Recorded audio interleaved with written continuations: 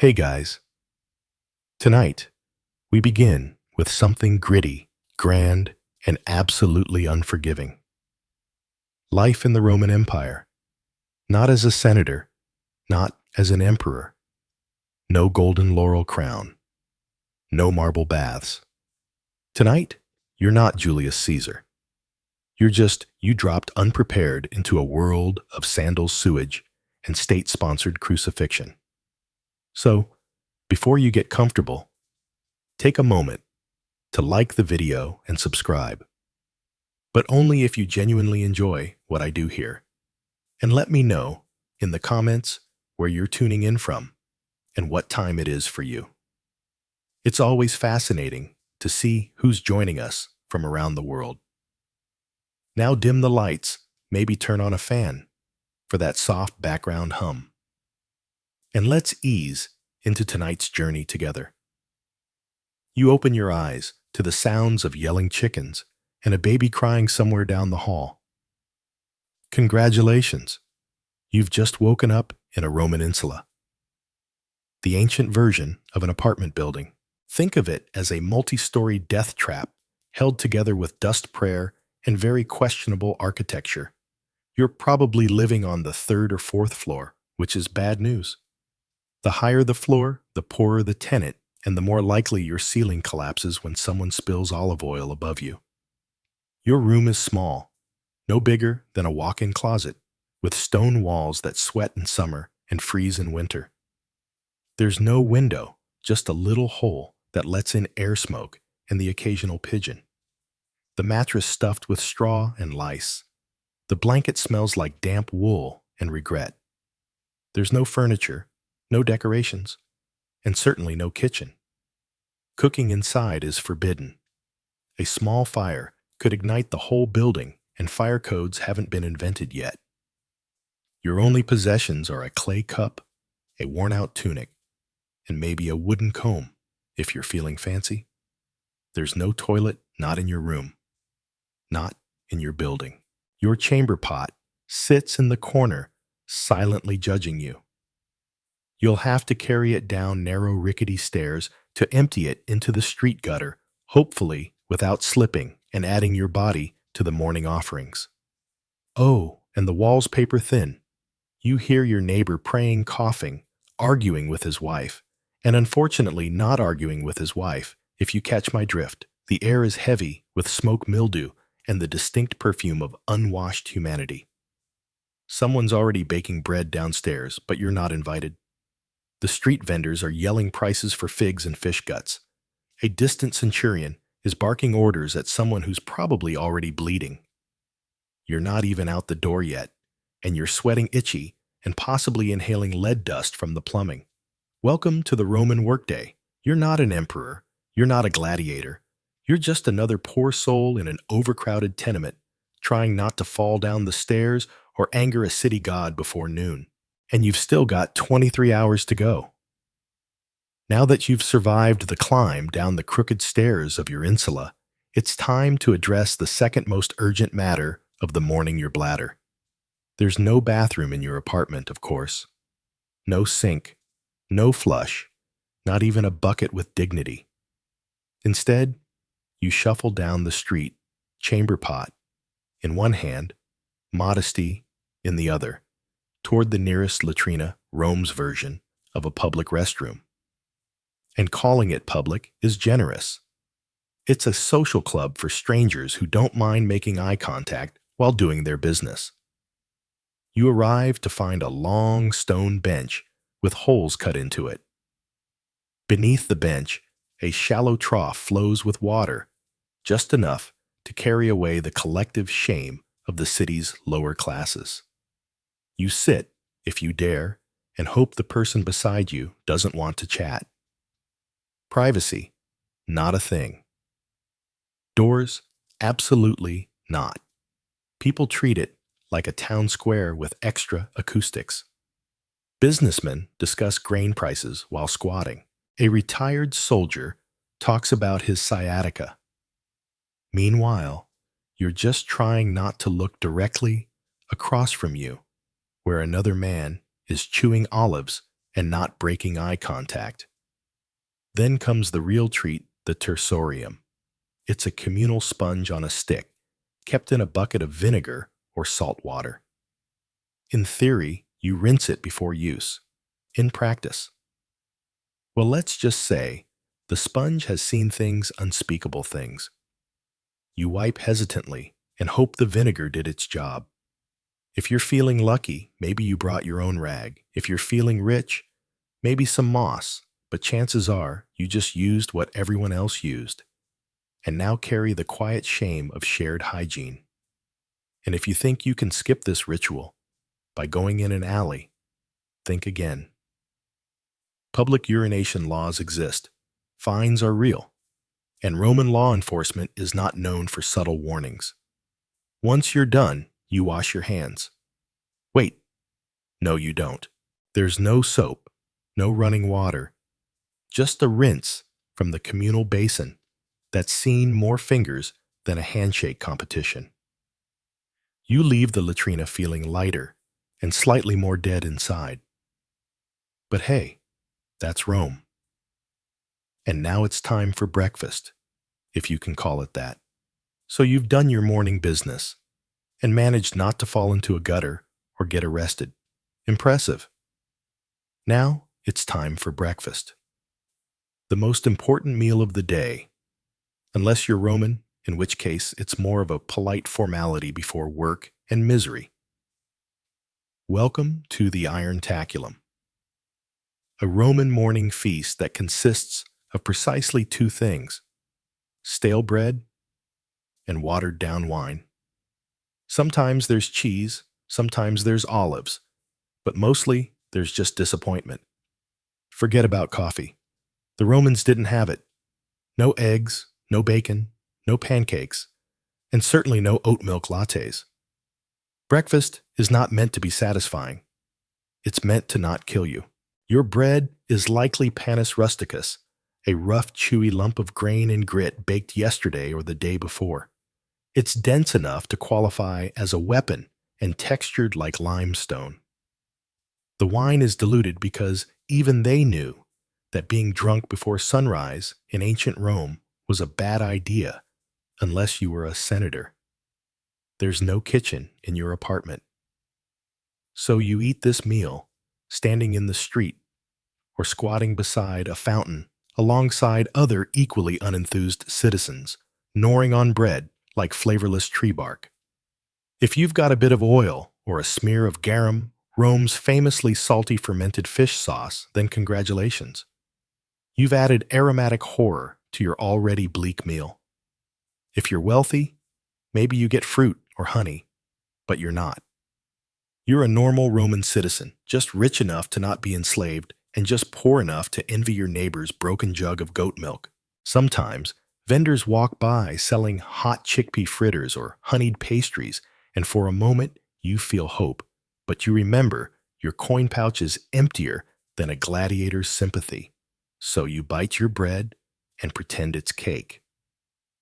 And this is how the day starts, with carbs, mild dehydration, and a growing realization that you're about to walk 7 miles on Roman sandals with nothing but stale crumbs in your stomach, and a buzz from last night's leftover wine. It doesn't get better, because now it's time to go to work. After your hearty breakfast of bread and mild despair, it's time to face the Roman workday.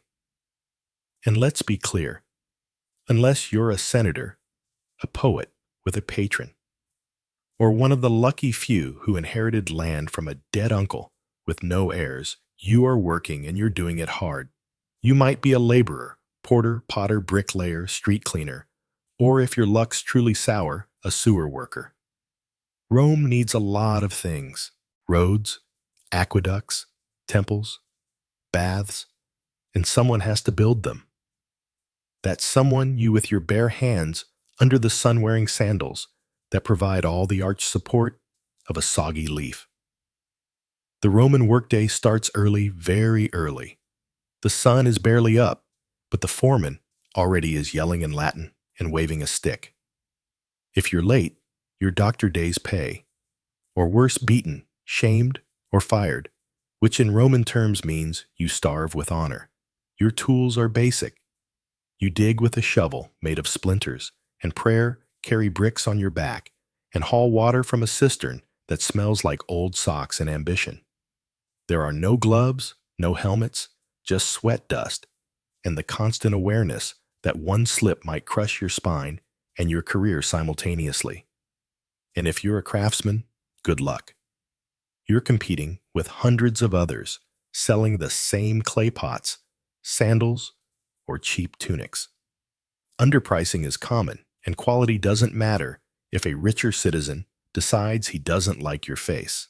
Even more elevated jobs, like messenger accountant or teacher, aren't glamorous. You're either running through Rome's chaotic streets with scrolls under your arm, writing numbers for someone who will forget your name, or trying to teach Latin to a group of senators, children who already think they're gods. Women, they're working too. Spinning, weaving, selling vegetables, or managing stalls in the markets, plus raising children, plus managing the household, plus not dying during childbirth. Multitasking before it was cool, and after all this, you get a short break for lunch. Maybe if your supervisor isn't in a bad mood or trying to impress a visiting prefect. So yes, you work or you die trying. Rome may be eternal, but your back won't be. So you've made it through the morning without fainting or being flogged. Now it's time to navigate the ancient Roman street, a chaotic, crowded gauntlet designed by someone who clearly hated personal space and public health. Picture it, the sun's high, the city's buzzing, and the street is alive. Not in a poetic way, in a literal way. Rats, flies, stray dogs, livestock, beggars, merchants yelling in 6 languages, children, running wild thieves, pretending to help old ladies while pocketing your coin purse. It's like Times Square. If Times Square had no plumbing and everyone was carrying a goat, let's talk infrastructure. Roman roads were engineering marvels. Perfectly straight, masterfully paved, and usually overflowing with a blend of urine spilled, wine vomit, animal waste, and the remains of last night's garum source. The middle of the street functions as an open sewer. Step off the raised footpath without looking, and congratulations. You've just baptized your sandal in the holy waters of human misery. Wagons clatter by with no speed limits, no crosswalks, and zero chill. They don't stop for pedestrians. In fact, Roman law actually banned heavy cart traffic during the day in the city, which means drivers race through at night in the dark without brakes like charioteers on a deadline. If you're not crushed by wheels, you'll be bumped by elbows, baskets, or an angry fishmonger shouting about spoiled eels. Then there's the air thick with smoke from cooking fires, incense from temples, the scent of public latrines wafting on the breeze. Oh, and dead animals. Sometimes people just leave them there. If a dog drops in the forum, someone might just toss a cloth over it and walk away. And don't forget public spectacles. Spontaneous brawls, impromptu protests, or a politician's parade that blocks traffic for hours while trumpet players blast off-key fanfare in your face. So yes, the Roman street is alive and out to get you. Slip on a fig, get hit with a runaway cart, or accidentally offend a patrician's pet monkey, and your day could end faster than Caesar on the Ides of March. And you were just trying to go buy lentils. You're sweaty, dusty, and desperately craving a splash of something cold. The good news, you live in Rome, a city renowned for its aqueducts. Those magnificent engineering marvels that carry fresh water from the hills straight into the heart of the empire. The bad news, that water doesn't care about you. Unless you're wealthy enough to live in a doas with your own private fountain, you're sharing water with thousands of your closest coughing, sneezing, not washing their hands. Neighbors. Your options are the public fountains, where everyone fills their jars, washes their feet, and occasionally dunks a child for fun or hygiene. And by hygiene, we mean a wet version of hope. If you want to wash up, your best option is the Roman public baths. They're everywhere and everyone uses them. Sounds civilized, right? But here's the thing.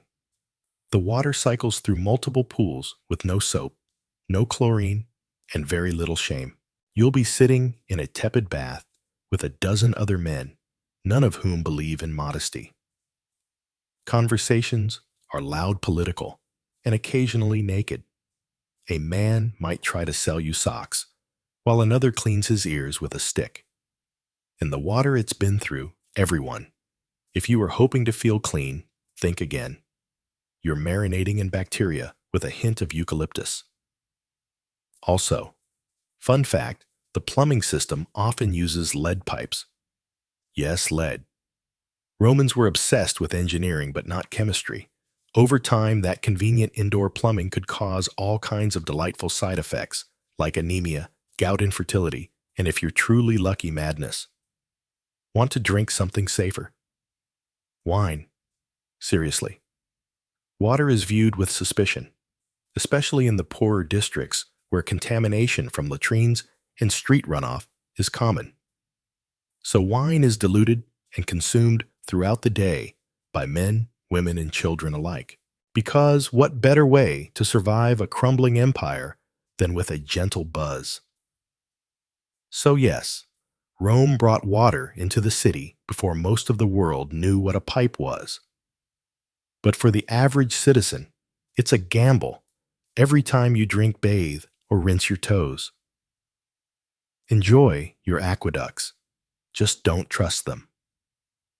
Welcome to the Roman Empire, where pain isn't just a possibility. It's the background music of your entire life. You stub your toe. No ice, no painkillers. You grit your teeth and keep going until it either heals wrong or falls off. Break a bone. You wrap it in a dirty rag and try not to breathe too hard. Get a splinter, good luck. That's how infections start and how you might end. Roman society isn't big on comfort. There are no ergonomic tools, no padded seats, no concept of taking it easy. If you're a laborer, you're lifting bricks with a hernia and a prayer. If you're a soldier, you march 20 minutes a day with bleeding feet and a scorpion bite on your thigh. If you're a woman in childbirth, well, welcome to agony. Your midwife might know a chant. That's about it. Every part of your body is one misstep away from becoming an open wound or a cautionary tale.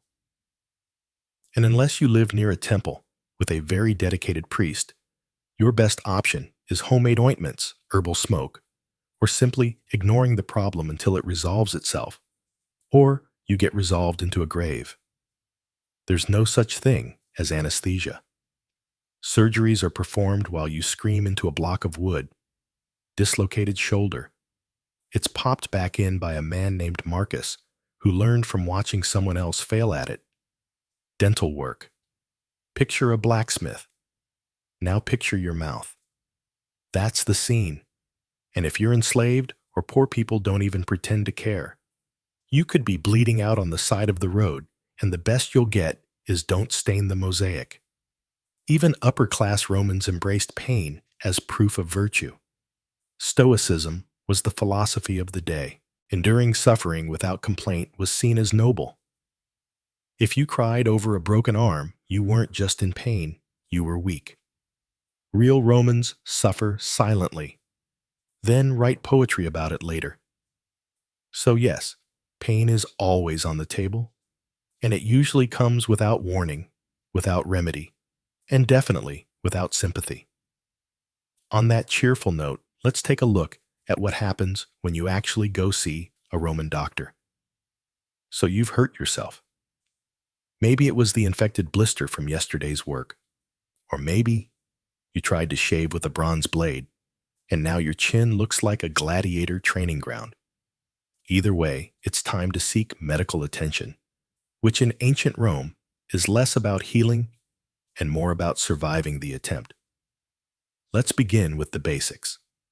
Roman medicine is a chaotic mix of Greek theory, mystical guesswork, and a surprising amount of leaves. The core belief the body is ruled by four humors: blood phlegm, yellow bile, and black bile, feeling off. One of them is out of balance. The solution: drain something. So your doctor, who may or may not also be your barber, immediately reaches for the leeches or a knife, because bloodletting is the default treatment for everything from migraines to moral failings. Have a cough. Let's open a vein. Depressed. We'll just drain some sadness out of your arm. Surgery.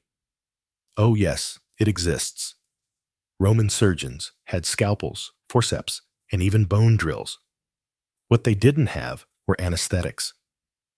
You stay conscious through the whole procedure, gripping the edge of a wooden table while a man in a dirty toga digs into your flesh with the confidence of someone who once saw a scroll about it. Antiseptics, not really a thing. They might wash wounds with wine or vinegar, which does help, but also burns like divine punishment. Infection is a common side effect. So is death. Prescriptions vary wildly. You might be given honey garlic crushed beetles, or a pus made of herbs, ash, and very specific types of animal dung. If things get worse, you're advised to sleep in a temple, pray to Asclepius, and hope divine dreams will deliver your cure. And if none of it works well, your doctor shrugs, your family lights a candle, and your neighbors start whispering about what kind of omen your death might be. It's not that Romans didn't care about health. They just hadn't quite figured out what helped and what murdered you more efficiently. So, next time you sneeze, be grateful for modern antibiotics and that you don't live in a world where healing often starts with blood loss. After a long day of sweating, bleeding, and dodging carts, you're starving. Time for dinner, or, as the Romans called it, cena. Just don't expect anything remotely comforting.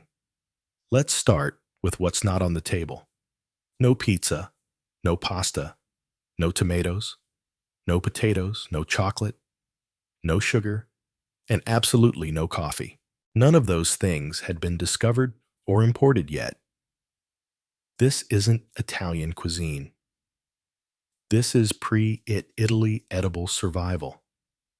You sit down to a wooden bowl of something brown and vaguely hot. It's probably pulsa porridge made of spelt beans or lentils. It tastes like wet gravel with a hint of herb if you're lucky. If you're not lucky, it tastes like wet gravel without the herb.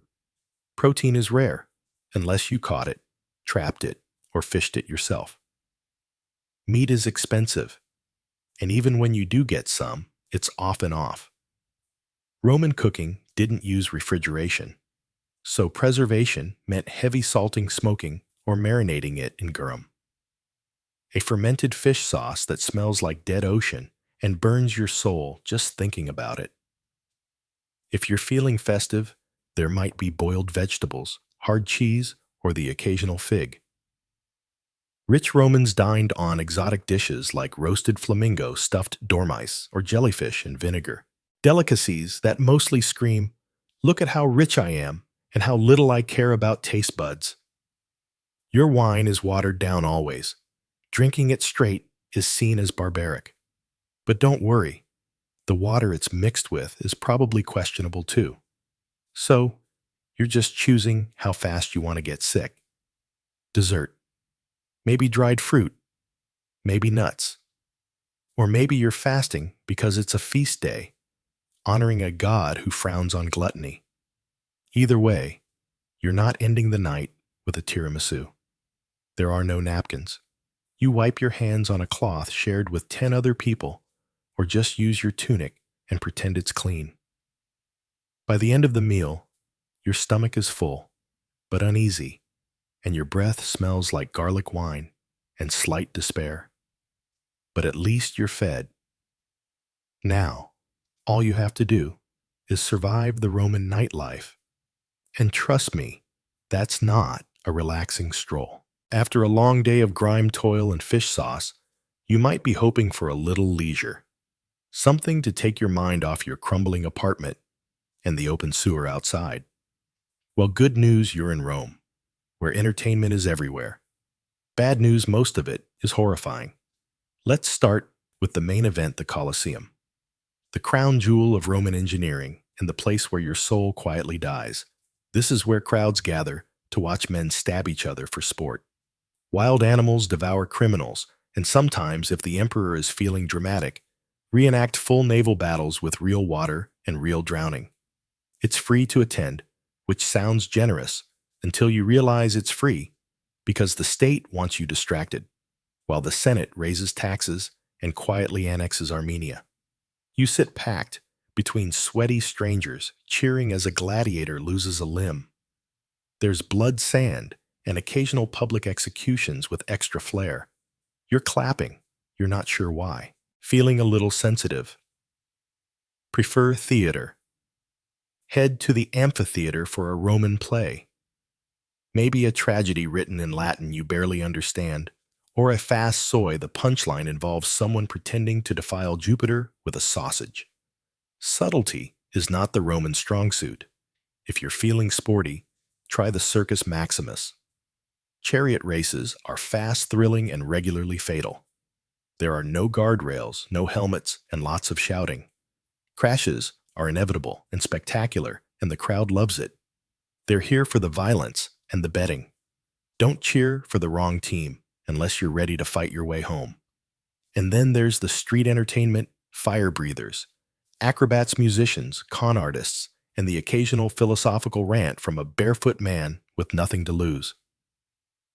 If you don't like the show, wait 5 minutes. Something else or someone else will start yelling. But behind all of it, there's a strange, brilliant madness. Rome didn't just distract its people. It dazzled them into forgetting how brutal daily life was. It weaponized spectacle. And if that doesn't numb you enough, there's always more wine. Now let's take a walk through justice. Roman style. Spoiler, it's not comforting. You've survived work dinner and a gladiator getting impaled for applause. You might think you're safe now, that as long as you keep your head down, the law will protect you. Now that's adorable. In Rome, the law doesn't protect. It reminds you that you're small, replaceable, and that mercy is a luxury reserved for statues of emperors. First off, legal status matters. If you're a citizen, you have rights. In theory, you can't be flogged in public unless someone important gets really annoyed and you get a proper trial. If your non-citizen justice comes in the form of a fist, a branding iron, or a swift execution outside the city gates. Slaves, they are property. If a slave murders their master, even if the master deserved it, every slave in the household might be executed just to send a message. That message, don't even think about it. If you're accused of a crime, don't expect a calm chat with a lawyer. Trials of public theater. The wealthier party brings witnesses, bribes, and dramatic gestures. You bring your tunic and a sinking feeling. If you cry on cue, that might help. If you have no patrons, pray to Jupiter and hope the magistrate isn't hung over. Punishments are designed not just to hurt, but to deter. Thieves can be branded or have their hands broken. Liars might get their tongue pierced. Fraud, public flogging, or exile if you're lucky.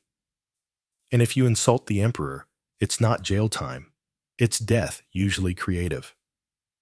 Some crimes require public punishment. Ideally, in front of a crowd that cheers louder than they did for the morning's beheading. Crucifixion is popular, long, slow, humiliating. It isn't reserved just for Jesus. It's the go-to for rebels, robbers, and anyone the state wants to make an example of.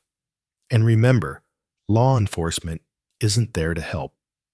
The vigils are Rome's version of firefighters and police. Underpaid, overworked, and often corrupt. If you're mugged, they might shrug. If you bribe them, they might help you mug someone else. So yes, Rome has laws written in stone, recited in forums, but they serve power, not justice. Now, let's talk about gods. Because you're not just obeying men here, you're on Jupiter's turf. After surviving the streets and dodging Roman justice, you may hope to find comfort in religion, a little peace, a little personal spirituality. Nope, not here. In the Roman Empire, religion isn't a private affair. It's an institution, an ever-present cloud of incense and obligation wrapped around every waking moment of your life. You don't choose your gods, they choose you. And there are so many. There's a god for everything. Door hinges, cardia, sewers, cloacina boundaries, terminus, and even mildew robus. You can't walk 5 paces without crossing a shrine. If you don't pause to bow, light a candle, or mutter a prayer, you're not just being rude. You're inviting catastrophe. Maybe not today, but eventually. And when your roof collapses, everyone will nod and say, "Ah, yes, he skipped the Saturnalia offering." Religious festivals fill the calendar, dozens per year. On those days, business stops, animals are sacrificed, and the air smells like roasting bull and wet marble. You attend out of piety, but also fear. Because if the gods aren't honored properly, they'll retaliate with plagues, droughts, or a really bad harvest that ruins everyone's lentil supply. Now let's talk about emperor worship. The state wants you to revere the emperor, not just as a ruler, but as a living god.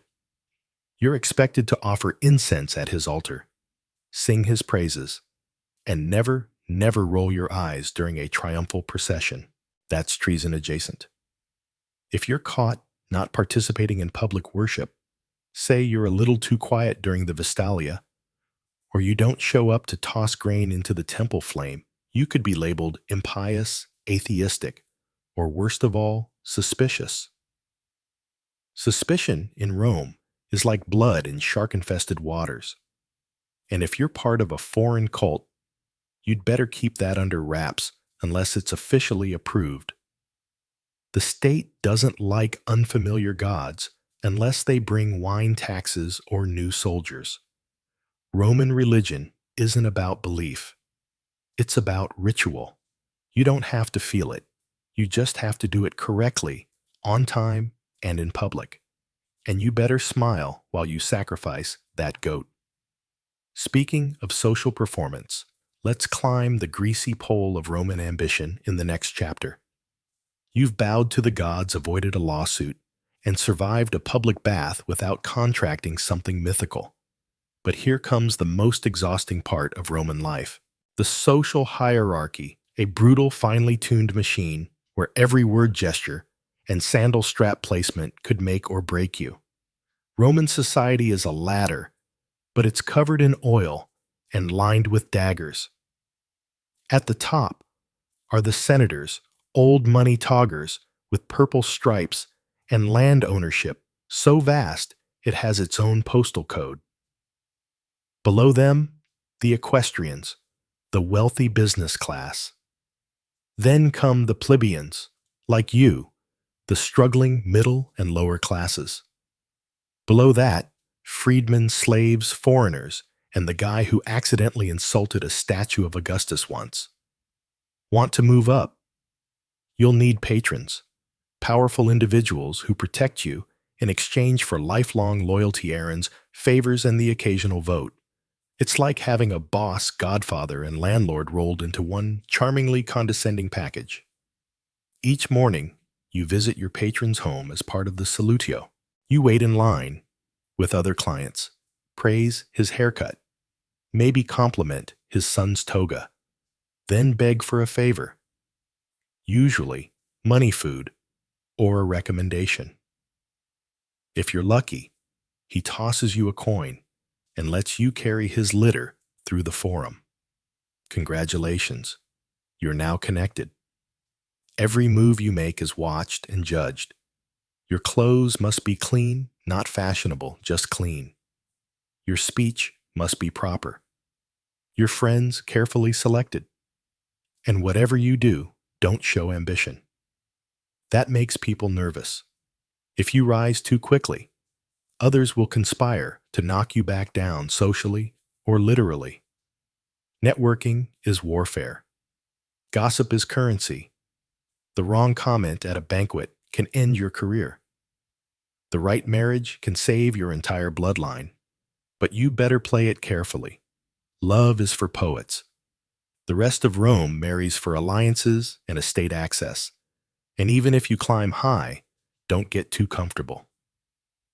One bad harvest, one missed ritual, one jealous rival, and it's all over. You won't even hear the dagger coming. Now the sun is setting. Surely things calm down at night, right? Not in Rome. The sun dips below the rooftops of Rome, and for a fleeting moment you think, maybe now, finally you can rest. But nightfall, in the Roman Empire, isn't a time for peace. It's a shift in tone from noisy and chaotic to dark and downright lethal. First, let's talk about lighting. There isn't any, unless you're rich enough to burn oil lamps all night, and few are most people rely on moonlight memory and blind hope to find their way through the labyrinthine alleys of the city. If you trip and fall, no one's helping. They might just take your shoes. The vigiles, Rome's official night watchmen, are supposed to patrol the streets, prevent fires, and stop crimes. In practice, they're overworked, underpaid, and often more interested in napping than heroics. Some are brave, most are bribable, and all of them are outnumbered. Criminals know this. Thieves, muggers, and the occasional bored ex-gladiator roam the shadows looking for easy marks. If you're walking home alone, you're the easy mark. It doesn't matter who you are. Unless you're armed fast or invisible, you're at risk. And then there's fire, Rome's greatest nighttime terror, insulae. Those charming death trap apartments you sleep in are made of wood and dreams. Cooking after dark is illegal for this reason, but laws mean little to a hungry tenant. A single overturned lamp can reduce an entire block to ash in hours. The Great Fire of 64 CE didn't start itself, but once it did, it raged like Mars in a bad mood. You might think your building is safe until you smell smoke at midnight and realize there's no organized evacuation plan. You grab your one tunic, your chamber pot, and maybe your dignity and sprint for your life down a collapsing staircase. And if it's not fire or thieves, it's noise. Drunken parties echo through the streets. Processions for obscure gods parade by with drums and shouting. And if a senator's mistress is upset, everyone within a 3B block radius knows sleep in ancient Rome is a luxury. Silence is a myth. And safety that's reserved for the wealthy, the armed, and the extraordinarily lucky. But hey, morning's almost here. You just have to survive one more night and then repeat. The sun sets on Rome, and with it, you might expect a moment of calm, a breeze, a quiet meal, maybe even sleep. Think again. Rome doesn't go silent at night. It simply shifts into something darker, louder, and more dangerous. The city never truly sleeps. It prowls. Let's start with fire. Roman buildings. Especially, the tall wooden insulae where the poor live are tinder boxes waiting for a careless oil lamp or cooking fire to turn them into ash. There's no real fire department, just the vigils who are part firefighter, part night watch, part deeply underpaid janitor. They carry buckets and hope. If your apartment catches fire, you might be rescued. Or you might become a cautionary tale in tomorrow's gossip. Then there are the thieves, cut purses, and pickpockets who treat the moonlight like a hunting license. Rome's alleys are narrow and unlit. Torches are expensive. If you must walk after dark, you're doing so by instinct, and hopefully not by yourself. Don't carry anything shiny. Don't make eye contact. And whatever you do, don't get caught between two drunken gladiators arguing about someone's missing sandal. Speaking of drunk, the city's nightlife is booming. Taverns spill over with cheap wine, loud music, and men shouting bad poetry about Mars and women they'll never impress.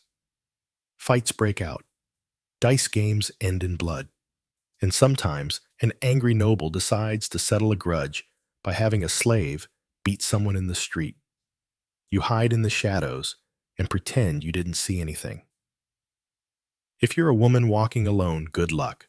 Rome is not kind to unchaperoned females after dark. The streets belong to the desperate, the reckless, and the dangerously bored. Trying to sleep isn't much better. Your insula cacks like it's thinking about collapsing. Rats scurry through the walls. Your neighbor coughs like a dying goat. Somewhere nearby, someone is screaming, either from passion murder or both. You press your face to a sweaty pillow and pray to Mercury for silence. But there is no silence in Rome, not for you. Because in the Roman Empire, even the darkness is loud. And when dawn comes, you'll have to do it all again. You woke up in a crumbling insula. Survived public toilets, chariot traffic gladiator gore, lead poisoning leeches, religious festivals, burning rooftops, and half-cooked lentils soaked in fermented fish sauce. You bowed to gods you don't understand, obeyed laws that don't protect you, and slept through riots, rats, and the occasional public decapitation.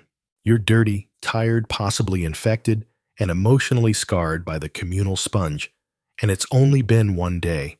Would you last another? Honestly, no, you wouldn't. Most modern humans with our air conditioning, antibiotics, and 5-minute delivery windows would crumble by lunchtime. You'd give up before the second round of garum. And yet the Romans did it for centuries. Because here's the maddening, magnificent thing. In the middle of all this filth, brutality, and noise, Rome worked somehow. They built cities, roads, aqueducts, libraries, temples, and amphitheaters. They expanded their empire across continents. They administered laws, developed philosophy, mapped the stars, performed surgeries, and invented concrete. Concrete. That stuff still holds up better than most modern buildings. They created systems that shaped Europe and beyond for 2,000 years. Latin became the root of half the languages you hear today. Their architecture inspired cathedrals, parliaments, and college campuses. Their political concepts, republics, senates, veto power, still echo through modern democracies. But it came at a cost. For the average Roman, not the emperors, not the marble-bathed elite, daily life was a hard-fought grind. And yet, they endured. They adapted. They didn't have a choice. Because Rome wasn't made of gold. It was made of sweat, fear, ambition, and survival. Layer by layer, person by person, century by bloody century. And that's why it lasted. You'd be begging to go back to modern plumbing and antihistamines by mid-afternoon. You'd trade your entire denarii pouch for a hot shower and a chair with a back on it. And that's okay. You don't need to survive ancient Rome. You just need to understand it. And maybe, just maybe, appreciate that someone, somewhere, once walked those same filthy streets and helped build the empire. So you could sit here today, clean, safe, and mildly horrified. Imagine being a Parthian princess in the 2nd century BCE. You've got royal blood in your veins. A name fit for legend. Rhodogon. And more importantly, you live in a world where your family spends more time fighting rebels than hosting dinner parties. Rhodogon wasn't born into peace and pearls. She was born into grit horses and the constant possibility that someone might poison your dates. Her father, Mithridates II, was no idle king. He was the one who expanded Parthia from a dusty fringe kingdom into a formidable empire that would one day spar with Rome. But expansion comes with problems, namely rebellions, betrayals, and those neighbors who just won't accept that your army now owns their backyard. As a young woman, Rodigan would have grown up watching envoys argue, commanders draw maps in the sand, and palace scribes trying to keep track of who was loyal this week. She wasn't trained just in silk and ceremony. She learned statecraft, command presence, and how to wear armor that didn't clash with her earrings. It's important to understand the role of Parthian women here. While not always given the spotlight, Parthian noble women were no strangers to power. Some ruled cities, others plotted dynastic alliances, and a few like Rodigan became legends not for who they married, but for who they defeated. And defeat she did. But that part comes later. At this point in her life, Rodun's name was already known. She was a symbol not just of royal lineage, but of Parthian pride. She carried with her the expectation that she'd either marry a king or become one in spirit. She didn't seem content with sitting on the sidelines while cities burned or provinces rebelled. While most royal ladies were being oiled and perfumed, Rodigan was likely brushing up on military reports and court logistics. She had no time for vanity, and as fate would have it, she would one day make a vow that involved not washing her hair until a rebellion was crushed. Spoiler alert, it took a while. But before we get to that dusty crown moment, we need to understand what kind of rebellion dares provoke a princess who would rather lead troops than wear gold. The Parthian Empire, grand as it appeared on a map, was more duct tape than marble. Stretching from the Persian Gulf to the edges of Mesopotamia and beyond. It was stitched together by marriage's oaths and the occasional sword pressed firmly against someone's neck. So, when a rebellion flared up in the western provinces, likely in Media or Babylonia, it wasn't exactly surprising. What was surprising was how bold the rebels were. These weren't just disgruntled tax evaders. These were full-blown aristocrats and city leaders, angry at the central power and perhaps emboldened by the young age or absence of a male royal enforcer. They didn't just throw a fit. They took fortresses, silenced Parthian envoys, and essentially told the crown to go polish its own sandals. Now, under ordinary circumstances, the king would have dispatched a general or a cousin with too much ambition and too little brains. But these weren't ordinary circumstances. For reasons still debated by historians, maybe timing, maybe logistics, maybe sheer royal defiance, Rodigan herself took command. And not just in the abstract, I'll approve the battle plans kind of way. No. She got on a horse, donned armor, and made a public vow that would become the stuff of legend. She would not wash, comb, or otherwise tend to her hair until the rebellion was crushed. It was bold. It was dramatic. It was frankly a nightmare for court stylists. But that vow, dramatic as it sounds, wasn't vanity. It was a declaration. A visual symbol that tied her personal dignity to the fate of the empire.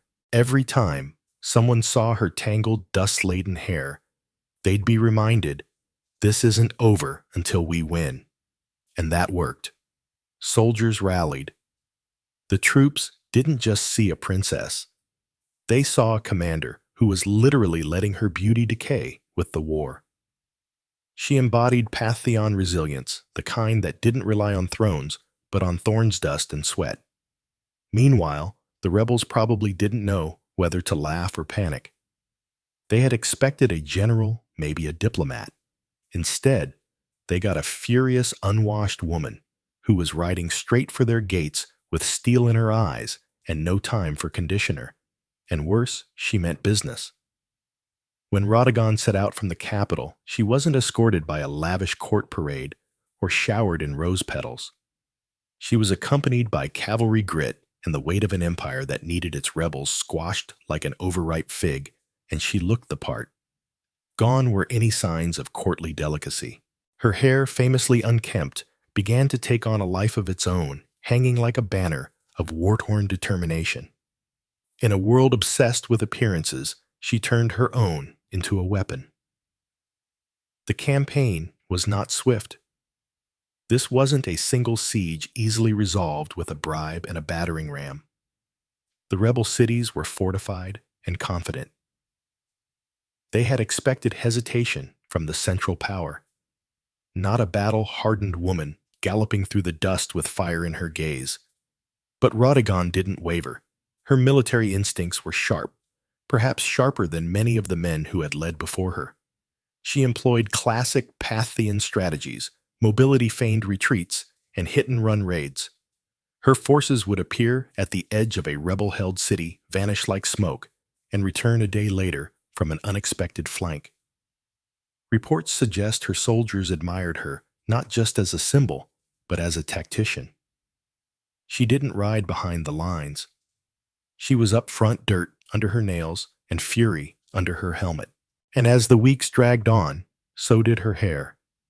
It's said that by the third month, the strands had begun to knot into ropes full of dust and sweat and the whispers of battlefield prayers. But that only made her more terrifying to her enemies and more revered by her men. Rebels called her the Witch Queen, not because she practiced magic, but because no noble woman should still be fighting in the field and refusing a bath. Surely they reasoned something unnatural was at work, but there was nothing magical about it, just sheer unrelenting discipline. By the time her army laid siege to the final rebel holdout, the legend had grown faster than the rebellion had. In taverns and tents alike, soldiers joked that the enemy wasn't afraid of Pathion swords. They were afraid Rodigan would never wash again. And truth be told, they weren't entirely wrong. The last stronghold of the rebellion loomed ahead, a walled city rumored to be impenetrable, where the rebel leaders had dug in like ticks on a dog. Supplies had been hoarded. Archers lined the parapets, and the gates had been reinforced with the kind of smug confidence only traitors possess. They believed they could outlast Rodin. Big mistake. By now, her appearance was legend. Word had spread not just through the empire, but into enemy territory. The woman who won't wash, they whispered, has arrived. Some said her hair had turned to iron. Others claimed she hadn't slept in weeks. The myths piled up like siege ladders. But Rodigon was no myth. She was real, and she had tactics. Instead of launching a reckless assault, she opted for a slow, punishing siege. Cut off trade routes, intercept messengers, poison wells. The rebels had braced for a battle of swords. Instead, they got starvation. She weaponized time itself, letting her enemies rot from the inside out. And all the while, she camped outside the city with her soldiers. Just another commander beneath the canvas tents. She shared their meals, gritty bread and lukewarm wine. She inspected their armor. She led patrols, and she still, despite every opportunity, refused to so much as touch a comb. For her soldiers, the vow had become sacred. No one dared suggest she break it even in jest. It had become a living embodiment of Pathian pride, a symbol that their suffering wasn't for nothing. Every tangled strand was a reminder. We are still in this fight. Inside the rebel city, morale crumbled. They had expected to demoralize the enemy by holding out. Instead, it was they who began to wither. Their own commanders began to argue. Food ran low. Rumors of desertion began to ripple like cracks through stone. And then came the breaking point. A small gate, left unguarded, for just an hour perhaps, out of fatigue, perhaps sabotage, was found by one of Rodigon's scouts. That night, under the cover of darkness and wind, her forces slipped in and opened the main gates from within. By morning, the city was hers, and Rodigon faced Stray, with sweat and ash, stood at top. The battlements, unbathed, victorious, and utterly terrifying. Victory was not declared with trumpets or parades. It was declared with water. After months of dust battle and relentless pursuit, Rhodogon stood before her army, not in royal robes, but in the same battlefield garb she had worn since the campaign began. Her armor bore dents from rebel blades. Her face was lined from sun and strain, and her hair, her wild, matted, filthy hair, now hung down her back like a lion's mane made of wire and legend. But she had done it. Every rebel city had fallen. Every oathbreaker had been brought low, and now with her vow complete, she could finally do what no one in the empire had dared attempt to rush. She could wash her hair, according to tradition and later accounts passed down through oral history. Rhodogon summoned her servants not to a golden chamber, but to a public courtyard. She wanted her soldiers, the ones who bled beside her, to witness this moment. Basins were filled, oils were warmed, combs were retrieved from storage like sacred relics. And then, under the open sky, the warrior princess of Parthia, caked in the grime of war, began to scrub away months of rebellion. It was symbolic. Every tangle undone was another city reclaimed. Every rinse of water over her scalp washed away defiance soaked into the earth, as if the land itself had been restored. Some say she wept. Others say she laughed. But what no one disputed was the silence among the troops as they watched. Hardened men, scarred and sunburned, stood like statues as Rhodogon emerged from her ritual transformed. No crown was placed on her head. She didn't need one. The dust had become her diadem. The act of not washing had become more powerful than any jewel. And in that moment, Parthia didn't just have a princess. It had a symbol. She could have returned to court in triumph, let the scribes compose flattering odes, allowed nobles to fall over themselves in praise. But she didn't rush back to luxury. She stayed with her troops a while longer. She dined with them. She listened to them. She knew that her legend had just begun, but she didn't want it forged in gold. She wanted it forged in memory. After the hair washing that became an event for the ages, Rhodogon could have ridden straight to the capital with fanfare banners and enough propaganda to last a century. But she didn't. Instead, she took the long route back, deliberately visiting the cities she had reclaimed one by one, walking their streets, inspecting their defenses, and ensuring no embers of rebellion still glowed beneath the ashes. This wasn't mere ceremony. It was strategy. Rhodogon knew the danger of victory, how quickly it can melt into complacency. Empires don't fall from defeat alone. They fall from forgetting why they fought in the first place. She wanted the rebels and loyalists alike to understand that Parthian strength wasn't just cavalry and coin. It was embodied in her very presence. A woman who chose hardship over comfort and earned loyalty by example, not decree. And loyalty she received. Everywhere she went, people gathered not to gawk at royalty, but to stare in awe at her, not polished, not perfumed, but real. She didn't bring fear. She brought accountability. She asked for reports, heard complaints, paid for supplies out of her own war coffers. She rewarded cities that had stayed loyal and offered clemency carefully, cautiously to those who repented. By the time she reached the royal court, her return had already become a legend. Scribes rushed to record her tale. Artists argued over how to capture her wild-haired and battle-worn, or radiant and reborn. Ministers whispered about the implications. A woman commanding armies, keeping oaths, and now standing at the heart of Parthian power, with the loyalty of half the provinces in her hand. And here was the dilemma.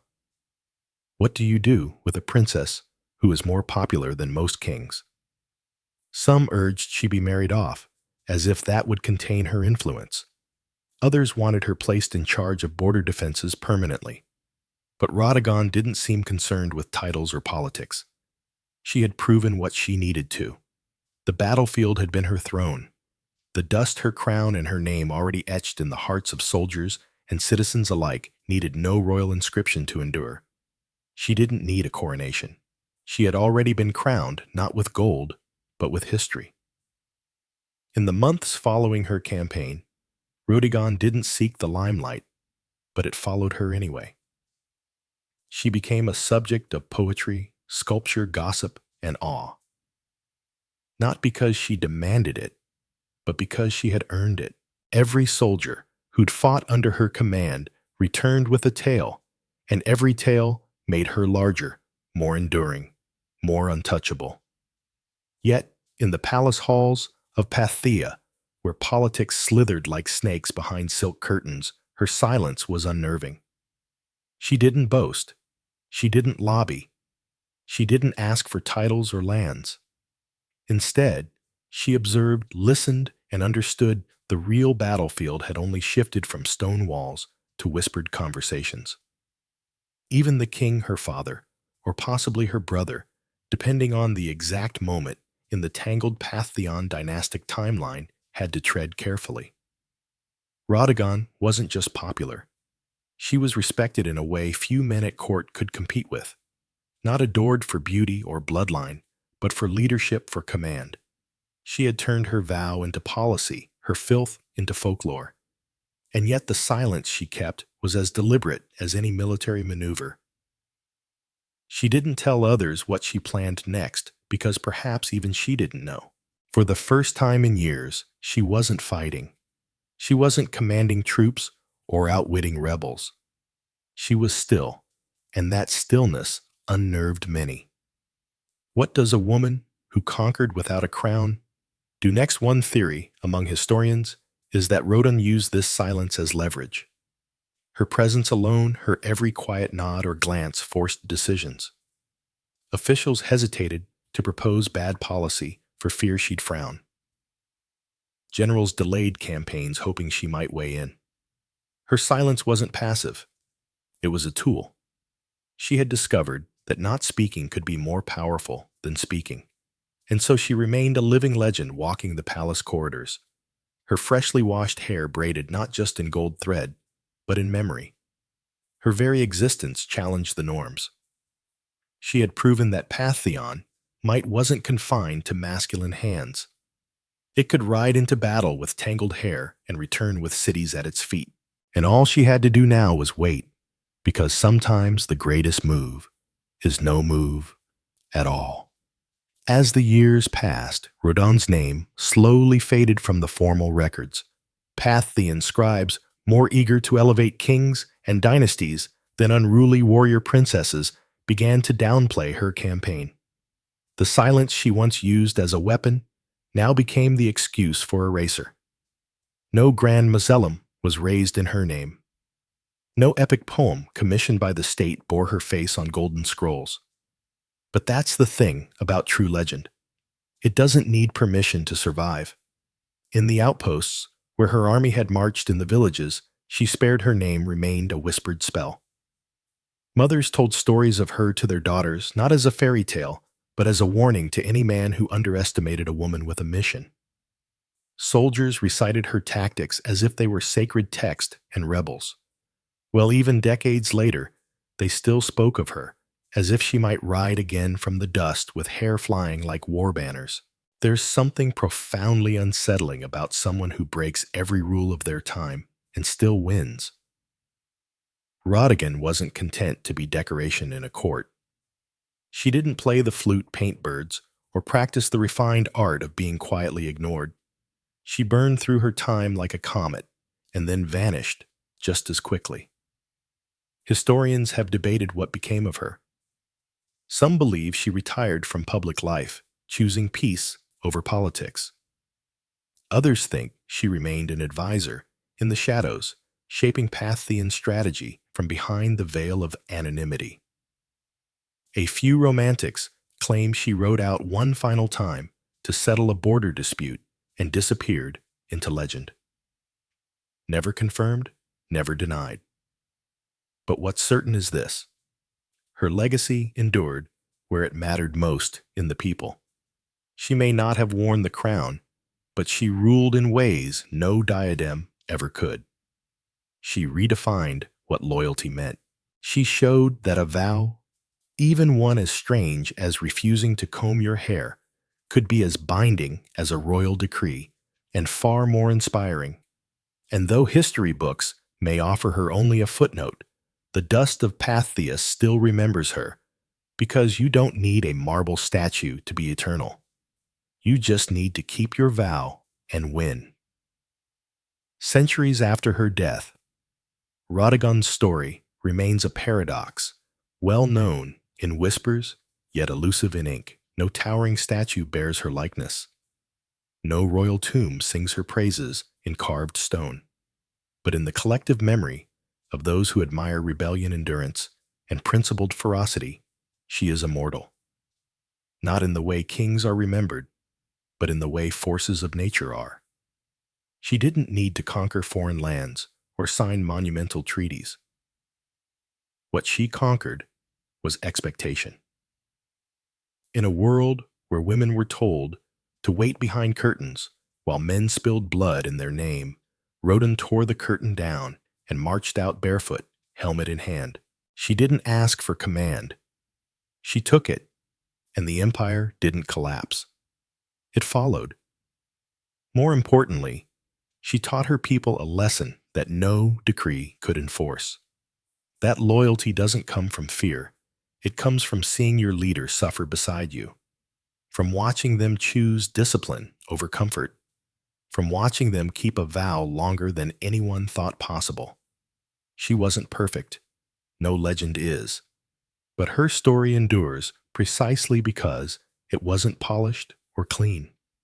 It was tangled, muddy honest, like her hair on that final day of victory. In that filth was dignity. In that vow was a vision of leadership stronger than any title. When her soldiers looked at her, they didn't see a princess. They saw someone who believed in the fight more than her own vanity. And that's the part history couldn't quite erase. Even now, long after Pathia has crumbled and its cities turn to sand, her name returns in moments of resistance. Artists revive her. Writers search for her footprints, a vow not to wash until victory. It sounds absurd to some, but to those who've had to claw their way through injustice, it makes perfect sense. Radagon was never about glamour. She was about grit. And in the end, it was the dust that crowned her, not gold. Dust. The same substance emperors try to escape in death. Yet the very thing she wore like a badge of honor. She was forgotten by kings, ignored by chroniclers, but remembered by the dust. And that's where legends truly live. Not in stone, but in soil. Before empires clashed and blood soaked the sand.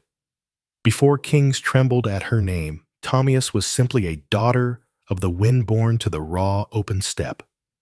The land she came from was not gilded in marble or echoing with philosophy. It was brutal, free, and endlessly vast. This was the world of the massage.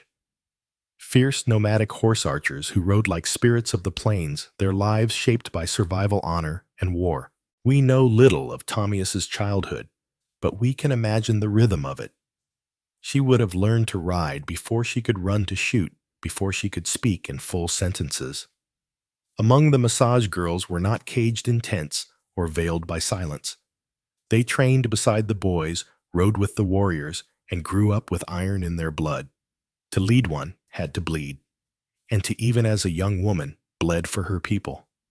Her tribe worshipped the sun and sky, lived off their herds, and buried their dead, with weapons ready for battle in the afterlife.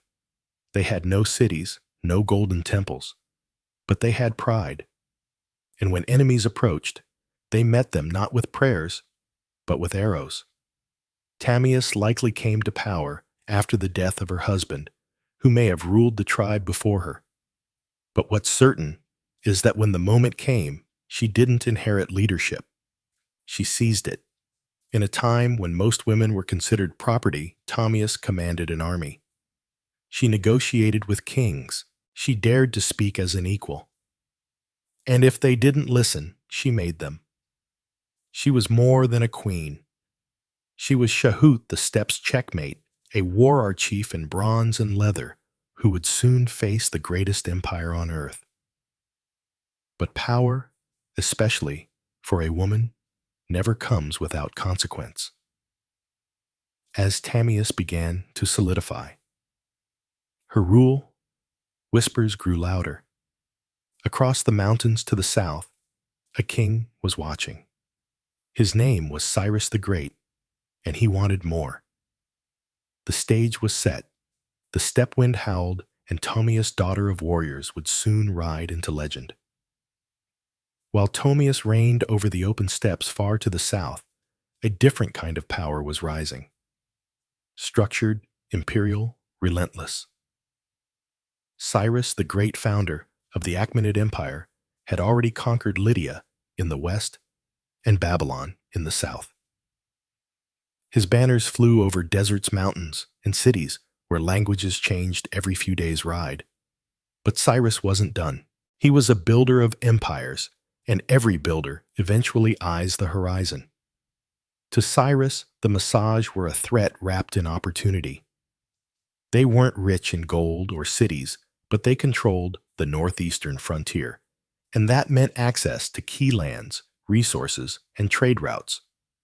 More importantly, the Masaki had something no empire could afford to ignore.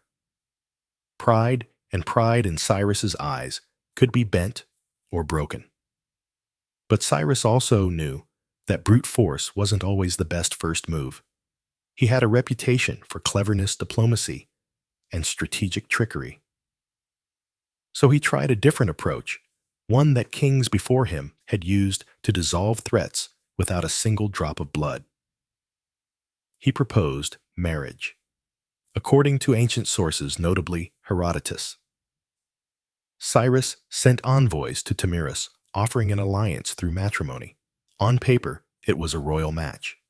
The great king of Persia and the warrior queen of the Masag. But Tamias wasn't naive. She saw the proposal for what it was, not an offer of love or partnership, but a calculated attempt to absorb her people without a fight. She declined, and that rejection didn't sit well in the halls of Pepololis. With the diplomatic games over, Cyrus shifted to his favorite language, war. He ordered his army to cross the Araxes River, the natural barrier that separated Persia from the land of the Masti. He was going to take what Tomius refused to give. But Tomius was already preparing. She knew the terrain. She knew how her people fought on horseback, fast and furious. And most of all, she knew Cyrus wasn't just coming for land. He was coming to crush a woman who dared to say no. The world's most powerful king had declared war, but he had no idea what kind of fury he had just awakened on the steppe. Cyrus, the great master strategist and seasoned conqueror, believed he could outwit us. He had faced kings, crushed cities, and subdued nations. To him, the Massage were little more than wild nomads with fast horses and no cities to defend. He didn't realize he was stepping into the path of someone just as cunning and far more furious. Tamias had warned him. After rejecting his marriage offer, she sent a clear message. Cross the Araxes River, and you will regret it. But Cyrus crossed anyway, building a bridge of boats to carry his army into Masai land. Instead of striking immediately, Tomius pulled her forces back, luring Cyrus deeper into unfamiliar terrain. The Persians found an abandoned camp, well stocked with food, and more importantly, wine. A luxury the nomadic Massagate rarely indulged in. It was a baited trap, and Cyrus took it, perhaps thinking the enemy had panicked and fled. Inside the camp, he left a portion of his army under the command of General Harpagus, a trusted officer. As the Masasht returned under the cover of night, they fell upon the drunk and unsuspecting Persians with deadly precision. The battle was brutal and swift. Among the dead was Sparapisus Tomius's son and a massage commander. Accounts differ on what happened next. Some say Sparapisus was taken alive and, realizing his capture, begged for death and took his own life. Others claim he was killed in the fighting, but all agree. When news reached Tedius, something inside her shattered and then turned to steel. Her grief was volcanic, but her rage that became legendary. She sent another message to Cyrus. This one wasn't a warning.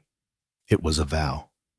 You may be a glutton for blood, she said, but I swear I will give you your fill. She promised to make the ground run red with Persian blood, and her vengeance would not be quiet. Cyrus had taken her son. He had violated her land. Now he would meet not the queen of the massage, but the mother of a slain warrior, and the last face he would ever see. The next battle would not be a skirmish. It would be an execution. The sun rose over the plains like a blade, sharp and blinding. Tamius stood at the head of her army, no longer just a queen, but a storm given form. Her warriors, hardened by the nomadic life, painted their faces with ash and rage. This wasn't about politics anymore. This was about blood. Cyrus, for all his might, had underestimated the massage. He assumed they would fight like the tribes he had conquered before. Chaotic, uncoordinated, easy to crush. But Tomius had spent her life among warriors. She understood how to strike, not blindly, but with precision. She rallied her forces for a full-scale assault on the Persian invaders, and this time she wasn't holding back. The location of the final battle is lost to history, swallowed by the vastness of the steppe. But what's clear is that Tomius launched a ferocious counterattack. Her cavalry swept across the plains like a tide of knives. They fired arrows from horseback, closed in with axes, and fought like people with nothing left to lose. The Persians' battle-hardened, disciplined, and experienced weren't expecting this level of organized fury. Tomius didn't just lead her troops. She fought beside them. Her presence on the battlefield ignited her warriors like wildfire. Every strike was driven by vengeance. Every charge was an answer to her son's death. Cyrus tried to hold the line, but it shattered. The Persians were routed. Many died where they stood. Others fled into the endless grasslands, only to be hunted down. And Cyrus the Great, the man who had conquered Babylon, Lydia, and nearly the known world, fell in the chaos. Whether he was slain in combat or captured and executed depends on the version told, but either way, he died on Tamiris's terms. What came next is infamous. According to Herodotus, Tomius found Cyrus's body on the battlefield, ordered his head severed, and then in a final act of symbolic revenge, submerged it in a wineskin filled with human blood. "Drink your fill," she said, "of the blood you thirsted for." Was it historical fact or poetic embellishment? Maybe both. But it didn't matter. The message was eternal. Tamius was not to be conquered. When the dust settled and the grass drank deep, the blood of Empire Tamius stood victorious. A warrior queen who had done what no king or army before her could. She brought Cyrus the Great to his end. News of the defeat sent shockwaves across the ancient world. The mighty Achaemenid Empire, thought to be unstoppable, had been humiliated by a woman from the steppes. The Persians did their best to downplay the loss, but the death of their founder couldn't be ignored. Cyrus's body was eventually returned and buried with honor in the royal tomb at Pasargadae. Yet the stain of his final defeat would linger like a wound on the empire's legacy. For Tomius and the Majeti, however, the victory was more than revenge. It was a declaration. They had defended their sovereignty not just with weapons, but with dignity. Tomius had stood up to the world's most powerful ruler. And she hadn't just survived. She had triumphed. And then she vanished from history. No records survive detailing her later years, her death, or any successes she may have appointed. It's as if after taking her vengeance, Tamias simply rode back into the horizon and allowed the wind to carry her legend forward. In the centuries that followed, historians, poets, and chroniclers would try to fill in the blanks, turning her into a symbol as much as a woman. To the Persians, her name was a bitter reminder. To the Greeks, she was a paradox, a barbarian who displayed more nobility than many kings. And to the peoples of Central Asia, Tamias became folklore, a ghostly queen who rides through the steppe, fierce and unbending, with a sword that remembers. Her legacy would inspire countless depictions across cultures. Medieval manuscripts portrayed her in regal armor. Renaissance paintings imagined her towering over Cyrus's corpse. In every age, she became what people needed. A mother avenger, a wild queen, a lesson in hubris, or a symbol of feminine power. But one truth cuts through the myth. She changed history. Tomius didn't inherit a throne. She forged it in fire and fury. And for one brief, unforgettable moment, the Steppe Queen proved that not all empires rise. Some fall to the hooves of warriors who ride with vengeance in their hearts. Much of what we know about Thomas comes not from local massage records. They left no stone tablets or royal archives, but from the pen of a Greek Herodotus often called the father of history. Writing a century after her time, he immortalized Tamias in his histories, casting her as a warrior queen of astonishing resolve and terrifying vengeance. But Herodotus wasn't simply reporting facts. He was weaving a story, one part chronicle, one part morality tale. To him and his Greek audience, Tamias represented the ultimate reversal of imperial arrogance. Cyrus the Great, a man who had conquered half the known world, fell not to a vast army or a rival king, but to a woman who fought not for glory, but for her child. Her victory was almost mythic, and Herodotus treated it as such. He even detailed her grisly revenge, the wineskin of blood, the severed head of Cyrus, and her damning words, "Drink your fill." But was it true? Modern historians debate this endlessly. Some argue that Herodotus exaggerated or even invented parts of the tale, using Tamias as a narrative tool to humble the Persian Empire, which at the time of his writing was still a looming force over the Greek world. Others believe that while the blood wineskin episode might be symbolic, the core event, Cyrus's death at the hands of Tamias, likely did happen. There's also the question of bias. Herodotus, for all his insight, often filtered foreign cultures through a Greek lens. He portrayed the massage as wild and free, yet noble, an exotic mirror to Greek ideals of honor and liberty. Tamias, in that frame, wasn't just a barbarian. She was a moral counterweight to Persian ambition. Still, even if details blurred over time, Herodotus succeeded in one thing. He ensured Tamias would not be forgotten. Because of him, she became more than a historical footnote. She entered the realm of legend, where facts soften, but impact sharpens.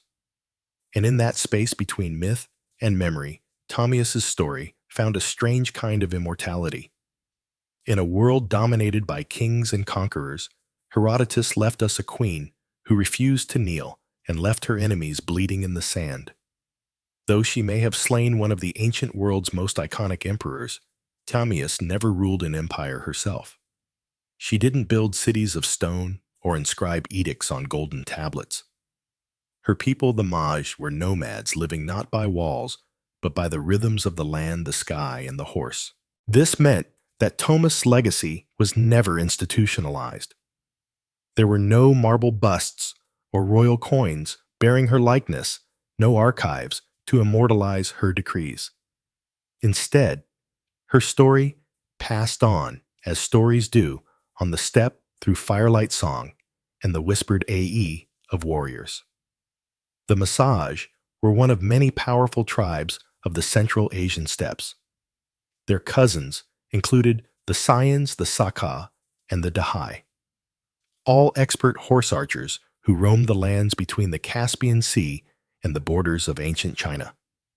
These tribes were feared by empires for their mobility, unpredictability, and ferocity in battle. Tomius, as a female leader among them, was rare, but not entirely unique. Steppe culture, unlike many sedentary civilizations, allowed women far greater freedoms. Women rode, hunted, fought, and even led. Among the Scythians' graves of female warriors buried with weapons armor and horse gear have been found by archaeologists, confirming that the stories of fierce steppe queens were more than just legend. Tamias stood at the pinnacle of that tradition. Her power didn't come from inheritance or religion. It came from respect, grit, and sheer capability. She was a unifying force among scattered clans, a political leader, and a military commander in a landscape where survival meant riding faster, shooting better, and fearing nothing. But because the Massage tea left no monuments, Tomius became a kind of phantom queen, her name echoing only in the writings of outsiders and in the oral traditions of the steppe. To the Persian scribes, she was a warning.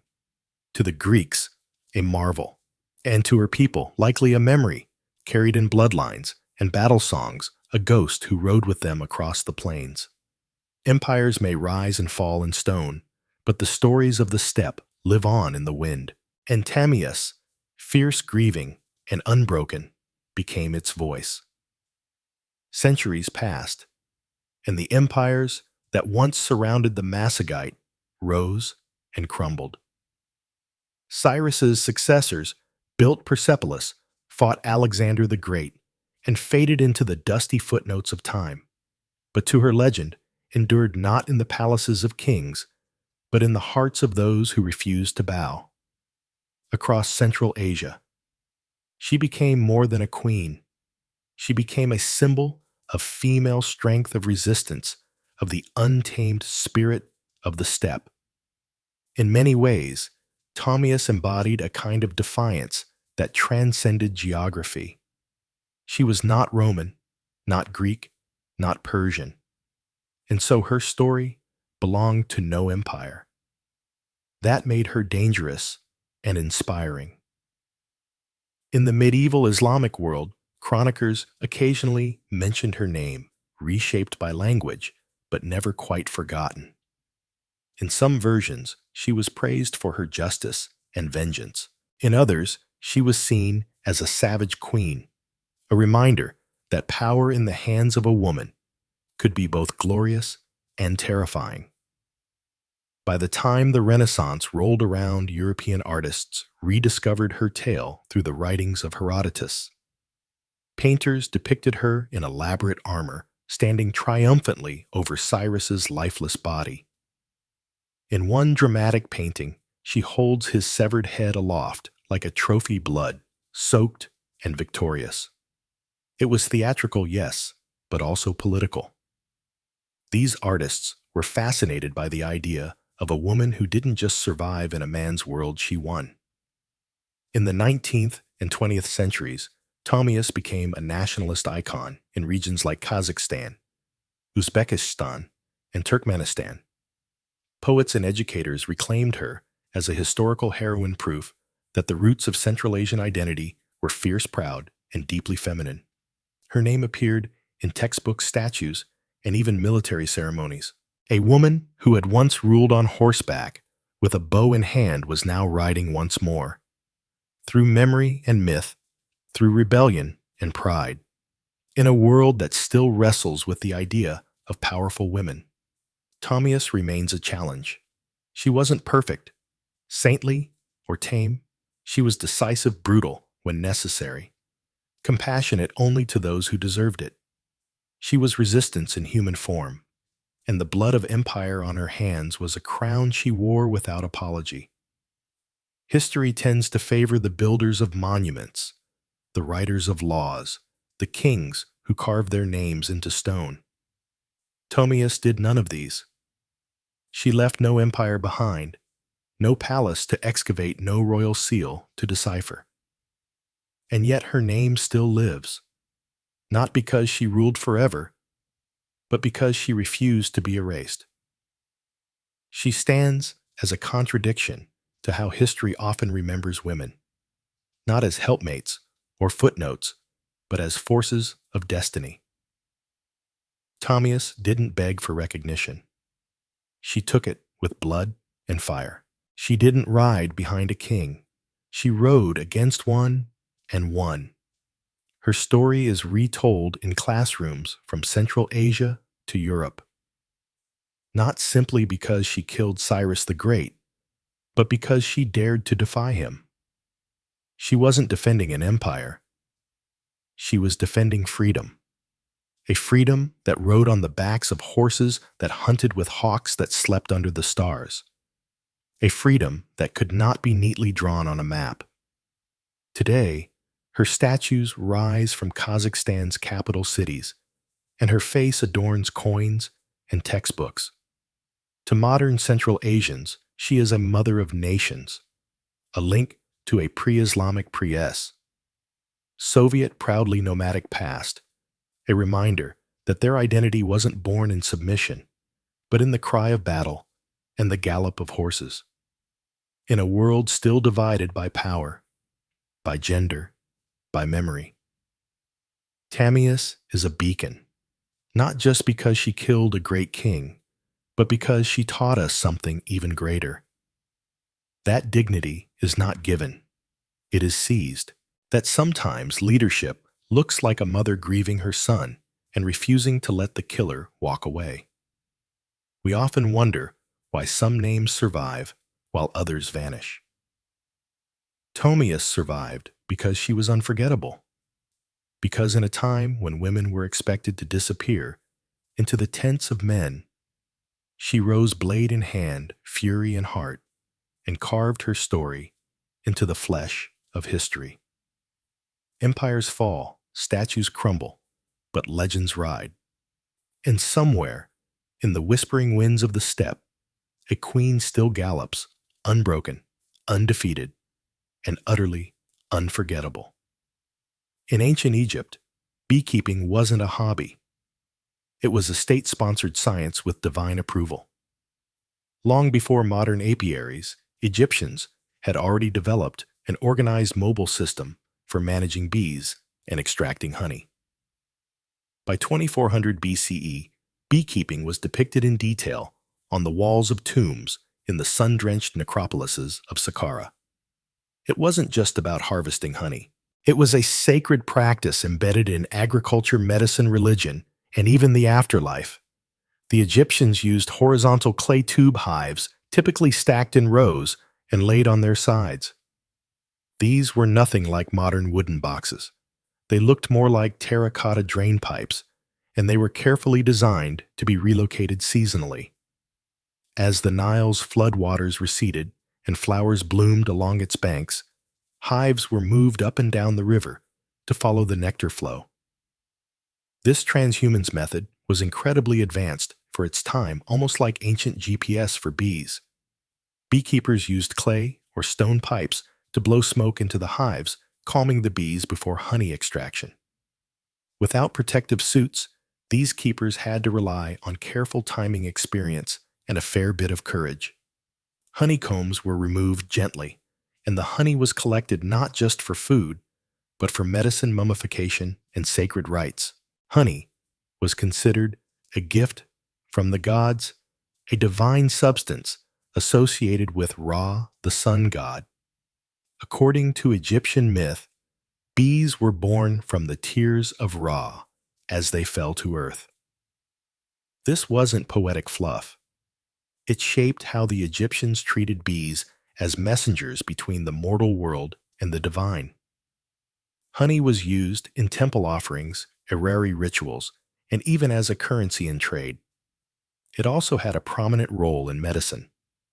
Ancient peppery list honey as a key ingredient in over 500 remedies, mixed with herbs, wine, or milk to treat wounds, infections, and gastrointestinal issues. Its antibacterial properties were known even if the science wasn't. Beeswax, too, was harvested and used in cosmetics embalming and even in writing tablets. It had value beyond the hive, becoming part of daily life for scribes, priests, and healers alike. In Egypt, the hive wasn't just a source of sweetness. It was a symbol of balance, healing, and celestial order, carefully cultivated under the watchful eyes of both humans and gods. While Egypt gave beekeeping structure and sanctity, ancient Mesopotamia gave it something equally vital: laws. The cradle of civilization didn't just master irrigation writing and city building. They also knew the value of honey and the importance of protecting its production. Though Mesopotamian beekeeping wasn't as visually celebrated as in Egyptian tombs, its traces are found in ununiform tablets and legal codes, suggesting a quietly sophisticated practice. References to bees and honey appear as early as the Sumerian period. In Akkadian and Babylonian texts, there are mentions of nines, meaning bee gardens or apiaries. These spaces were often attached to temple grounds or royal estates, suggesting honey production was an elite-controlled resource. Honey and beeswax were used in religious offerings, medicine, food, and trade, and losing a hive could be a serious economic blow. The most telling piece of evidence comes from the Code of Hammurabi, dating to around 1754 BCE. While most of the code is famously devoted to issues like theft, injury, and agriculture, a few lines directly address bee disputes. If someone allowed their bees to swarm into another man's field, and the bees caused damage, they were liable. If honey was stolen, restitution had to be made, sometimes in the form of silver or replacement jars. In a world where almost everything was counted in grain, the fact that honey warranted its own legal protection speaks volumes. Mesopotamians also understood bees as more than just insects. Some texts describe them as divine messengers, even linking them to Ninut, the god of agriculture and war. Beeswax, in particular, was valued for sealing documents and creating ritual figurines. It was both practical and mystical, part of both bureaucracy and magic. Though the exact design of Mesopotamian hives isn't fully preserved, scholars believe they may have used mud brick or woven basket hives similar to early Levantine styles. These would have been kept in shaded gardens or rooftops, protected from the harsh summer heat. Mesopotamian beekeeping was less about worship and more about structure, regulating resources, ensuring fairness, and maintaining the economic balance of a society where even a bee sting might end in litigation. Here, the hive was not just a biological wonder. It was a microcosm of order, law, and the civilizing impulse itself. In the rugged highlands of Anatolia, long before the Greeks took center stage, the Hittites were quietly mastering the art of beekeeping. And they weren't treating it like a backyard hobby. To the Hittites, bees were sacred agents of purity, messengers between realms, and essential to both agriculture and the spiritual health of the kingdom. Unlike Egypt and Mesopotamia, where beekeeping was a blend of science and economics, the Hittites took a more ritualistic approach. In religious texts from the 14th and 13th centuries BCE, bees are mentioned not just as producers of honey, but as active participants in purification rites. One famous Hittite ritual text describes a ceremony in which a bee is summoned to go and remove the evil, the impurity, and the wrath of the gods. The bee is then released, not killed. A rare show of mercy in ancient rites, suggesting a deep reverence for the insect. The Hittites valued honey for its taste and its sacred utility. It was used in libations, sacrificial offerings, and anointing rituals, often combined with wine milk or grain. Honey wasn't just consumed. It was poured, burned, and blessed. It served as a medium between human intention and divine reception. In terms of practice, evidence suggests the Hittites used clay or woven hives, likely stored in protected enclosures near temples or royal estates. Though the archaeological record is sparse, parallels with neighboring Levantine and Syrian traditions hint at portable, tube-like hives, possibly made from straw and mud stacked and managed much like those in Egypt. Beekeepers in the Hittite world likely operated under temple control, their work deeply embedded in seasonal festivals and state rituals. Honey was not a mere commodity. It was a tool of diplomacy, healing, and spiritual cleansing. The bee, small and unassuming, held symbolic weight that far exceeded its size. The Hittites also contributed a vital piece to the global understanding of bees. They recognized bee migration. Some surviving texts describe the seasonal behaviors of swarms linking blooming patterns with honey flow, an insight that shows how closely they observed their environment. In Anatolia, the hum of the hive wasn't background noise. It was a sacred frequency vibrating through the bones of gods and kings alike. The ancient Greeks didn't just study bees. They admired them, feared them, and modeled society on their mysterious order. To the Greeks, the hive was more than a place of honey. It was a living metaphor, a model for the ideal city-state, a symbol of divine order, and a source of endless scientific curiosity. Greek beekeepers advanced the science of apiculture with a blend of practical knowledge and philosophical flair. Unlike earlier civilizations that used stationary clay hives, the Greeks developed movable terracotta hives with removable lids and sections. These allowed easier access to the honeycomb without destroying the colony, an early step towards sustainable harvesting. They also mastered the art of smoke control. Using ceramic bellows and clay smokers, they would puff smoke into the hive entrance, sedating the bees before honey extraction. This innovation not only reduced stings, but also preserved the hive structure, allowing for multiple harvests per season. One of the most influential minds in Greek history, Aristotle studied bees in extraordinary detail. In his History Annalium, he described hive behavior, noting that bees appeared to have distinct roles. Some gathered nectar, others defended the hive, and one whom he called the king bee seemed to lead. Although he got the gender wrong, Aristotle's observations laid the groundwork for centuries of bee research. Honey held a revered place in Greek culture. Its sweetened wine preserved fruits and flavored cakes. It was also used as a base for medicinal salves, especially in wound care, and was seen as a divine gift. The Greeks believed that ambrosia, the food of the gods, was a mixture of honey and wine. The bee itself had mythological significance. It was associated with Artemis, goddess of wild things, and Data, goddess of the harvest. Priestesses of Artemis were even called Melissa, the Greek word for bees. The idea of the bee as a sacred feminine force carried deep symbolic power.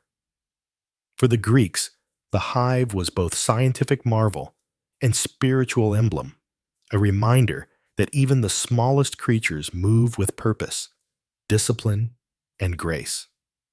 In studying bees, they believed they were studying the very laws of nature, and perhaps of the gods themselves. If the Greeks studied bees with wonder, the Romans managed them with ambition. Beekeeping in the Roman Empire wasn't just a cottage industry.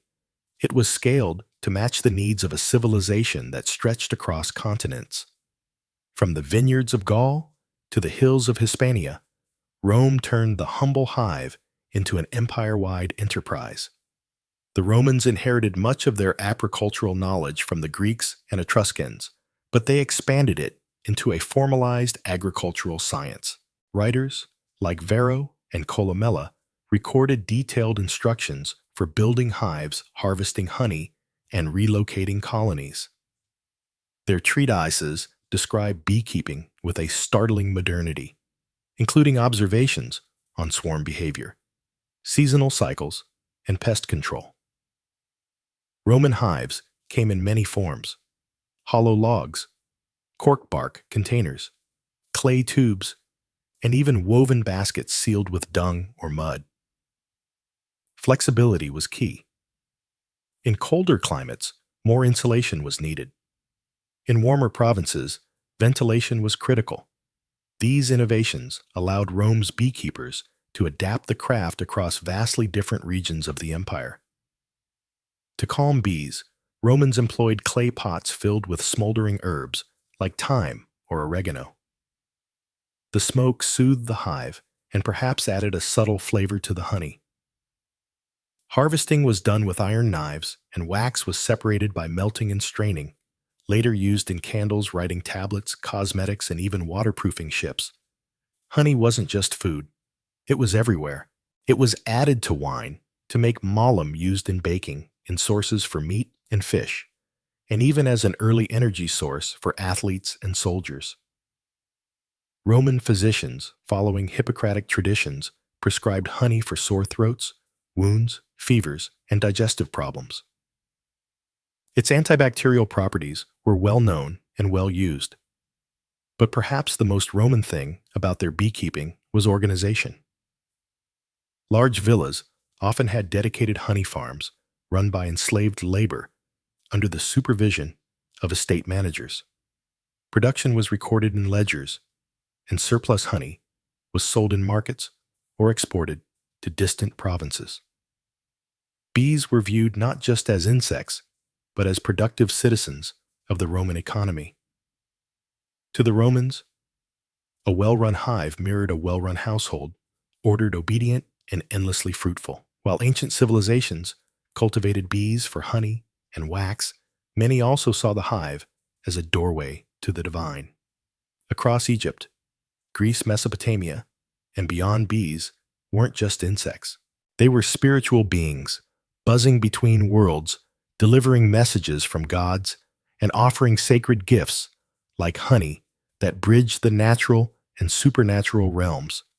In Egypt, bees were directly tied to divine creation.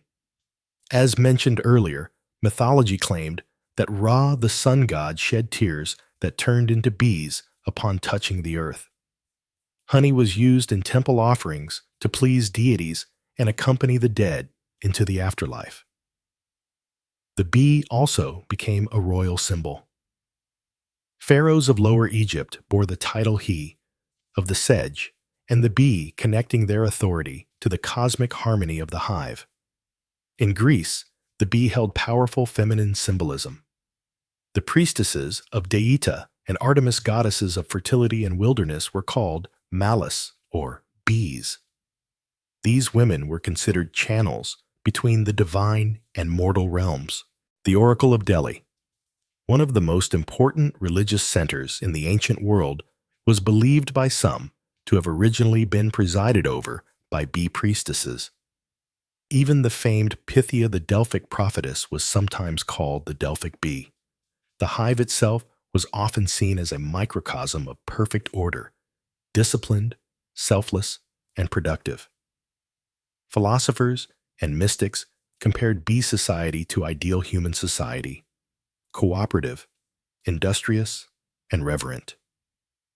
The Stoics admired bees for their instinctive sense of duty. Early Christians would later adopt the bee as a symbol of chastity and resurrection, noting how bees create but do not lust. In the magical traditions of Mesopotamia, bees were invoked in ritual purification.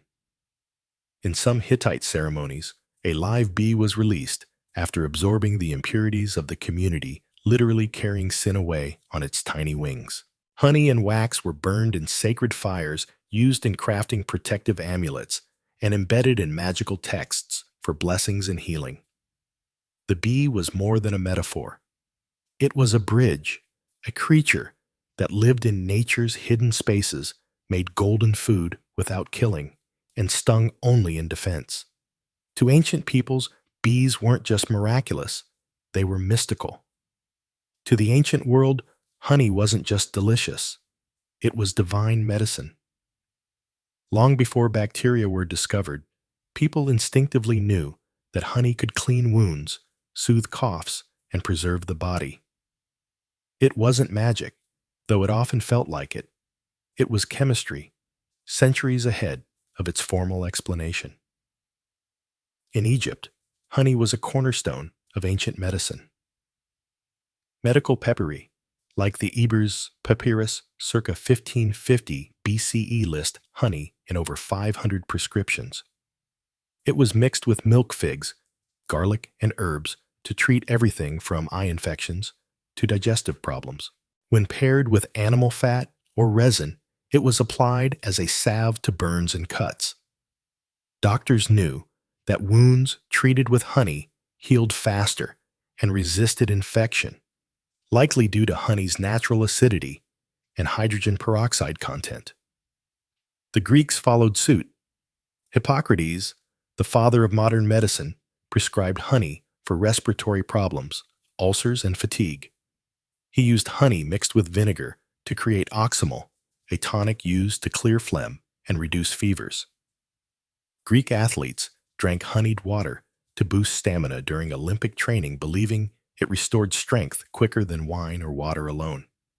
In India, the Ayurvedic system held honey mardu in high regard. It was classified by taste source and medicinal potency. Ayurvedic texts warned against overheating honey, but endorsed it as a treatment for indigestion, colds, wounds, and even poison. It was also used in religious rituals offered to gods and consumed during sacred fasts for both spiritual and bodily cleansing. The Romans, too, believed in the medicinal power of honey. Pliny the Elder recorded dozens of remedies involving honey in his natural history. It was a base for ointments, gargles, and laxatives, and even used to treat the wounded after battle. Honey mixed with poppy juice was given as a sedative. Roman surgeons kept it on hand to dress wounds and reduce inflammation. Beeswax had its place in medicine too. As a base for plasters, balms, and even dental fillings, its malleability and resistance to decay made it ideal for sealing and preserving. In short, honey in the ancient world wasn't just sweet, it was life-saving. It healed the sick, preserved the dead, and symbolized purity. It was the pharmacy of the gods, delivered by the wings of bees. Ancient beekeepers were more than farmers. They were innovators, engineers, and keen observers of nature. Across civilizations, they developed specialized tools and methods that allowed them to manage bee colonies, effectively harvest honey sustainably, and even protect themselves from the bees' defensive stings. One of the most important innovations was the design of the hive itself. The Egyptians popularized the use of horizontal cylindrical clay hives, essentially large terracotta tubes stacked in rows. These hives were durable, portable, and mimicked natural cavities where bees thrived. Similarly, the Greeks and Romans used terracotta and woven basket hives, some with removable lids, to allow access to honeycombs without destroying the colony. The ability to inspect and harvest without killing the bees was revolutionary, paving the way for modern sustainable agriculture. To safely extract honey, ancient beekeepers employed smoke to calm the bees. The Greeks invented clay smokers and bellows designed to direct smoke into the hive's entrance. The smoke masked alarm pheromones released by guard bees, reducing their aggression. Romans refined this by burning fragrant herbs such as thyme or oregano, which soothed the bees and possibly imparted subtle flavors to the honey. Harvesting tools varied. Wooden or bronze knives were used to slice combs carefully. Sometimes, honeycombs were pressed to extract liquid honey, and wax was melted and filtered for later use. Beekeepers often wore minimal protection, relying on experience and careful technique to avoid stings. Suits and gloves were millennia away. Ancient texts reveal that beekeepers also observed bee behavior meticulously. They understood swarm cycles, seasonal patterns, and the importance of moving hives to optimize nectar collection. Some cultures practiced transhumans relocating hives to follow flowering plants, blooms similar to modern migratory beekeeping. Additionally, honey storage was a crucial aspect of ancient beekeeping. Egyptians used sealed ceramic jars to store honey, protecting it from moisture and spoilage. Honey's remarkable shelf life was well known, sometimes lasting centuries sealed within tombs. Even the relationship between humans and bees was carefully managed. Rituals were performed to appease bee spirits or gods, ensuring cooperation and avoiding misfortune. This spiritual care was as vital as the physical tools in maintaining a productive hive, and all ancient beekeeping was a blend of craftsmanship, natural science, and reverence. The tools and techniques they developed set foundations that still influence modern apiculture. The ancient practice of beekeeping laid the groundwork for a relationship between humans and bees that continues to this day. Far from a simple agricultural activity, early beekeeping was an art and science that influenced medicine, religion, economy, and ecology across civilizations, shaping the way we understand nature and sustainability. From the Nile Valley to the hills of Anatolia, from the temples of Greece to the farms of Rome, ancient beekeepers honed methods to protect and sustain their colonies. Their innovations in hive design, smoke use, and seasonal management allowed for sustainable honey harvests, a practice crucial for both survival and trade. The respect they showed for the bees' life cycles helped foster a model of harmony between humans and nature. Their understanding of honey as a medicine informed the early pharmacopoeias of Egypt, India, and Rome, influencing healing practices that persist in traditional medicine worldwide. Honey's antibacterial and preservative properties became the foundation for wound care and remedies.